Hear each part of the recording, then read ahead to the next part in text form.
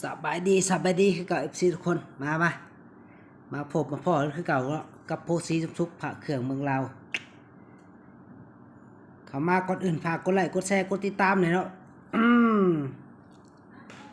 ว่าเขาได้ยังมาเนี่ยมื้อนี้ไปเว้าบ้านมาให้น้องพุ่นนี่นะอยู่ในถาดนี่ก็มีด้วยนี่ไปเว้ามาเนาะพาบ้านเลยเนาะโอ้โหเบิ่งนี่ไปเมาบ้านมาเนาะก่อนอื่นฝากกดไลค์กดแชร์กดติดตามเบิ่งมีแต่พระสายไทยเนาะเว้ยมีทั้งเหรียญเก่าเนาะเหรียญเก่าพระเก่าเนาะโอ้มาเขาเรื่องนี่เขาเมามาใหม่เนาะเบิ่งเนาะว่าเฮาสิได้ยังมาเนี่ยโอ้นี่มาเป็นแผงเลยโอ้ย นี่แบงค์เก่าแบงค์ไทยน้องแบงค์ไทย100 บาทเนาะโอ้โหนี่สภาพใหม่กิ๊กเลย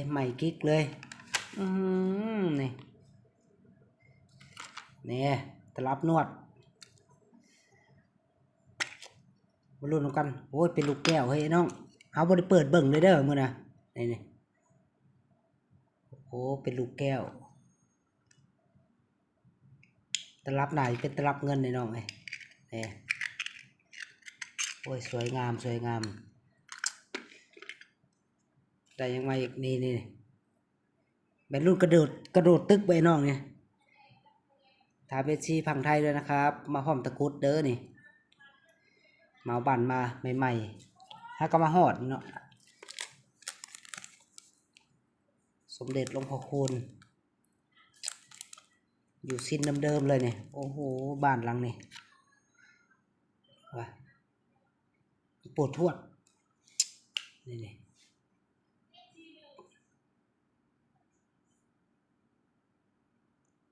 โอ้โหได้มาหลายอย่างเนาะปากน้ำก็มีนี่เขาหูรุ่นได้เนาะ มารุ่นน้ำกันแกะซองมาเลยกระเมาบ้านใหม่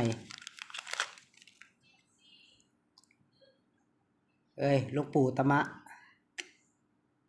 สวยจัดประหลัดบอกเนาะโอ้ยบ้านหลังนี้มีแต่พระดีเนาะเหรียญเก่าอีแปะไหนขุนแผนขุนลพบุรีบ้างนี่แต่ยังไงอีกโอ้โห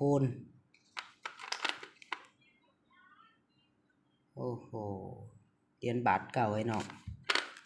ยังนี่ปากน้ำอีกแล้วเจ้าเบิ่งซองไอ้น้องเบิ่งซอง โพดโพคุณน่ะรุ่น3หรือรุ่น4เนาะนี่เนาะโอ้โหคุ้มแล้วนี่มีใจทักมาเนาะ FC ฝั่งไทยส่งได้คือเก่าโอ้โหรับรองทีเด็ดบ้านหลังนี้ผ่ายังหลายเนาะเขาได้มาได้ซ้ำนี่รอบหน้าแป้วใหม่เนาะโอเคเนาะ FC ทุกคนบ๊ายบายเนาะฝากกดไลค์กดแชร์กดติดตามไว้คือเก่าเนาะกับโพสีทุกๆพระเครื่องเมืองลาววัดตะ